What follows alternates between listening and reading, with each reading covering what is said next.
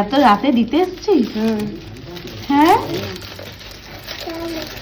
বাবা কি খুশি হয়েছে তোকে দেখে। হ্যাঁ তো বড় এইটা সুবিধা হতো। হ্যাঁ ও আচ্ছা কিনেছে, আমি এটা দেখছিলাম বাজারে ভুট্টা। বন্ধু আমি করে দিই। 11টা বাজে। এই এই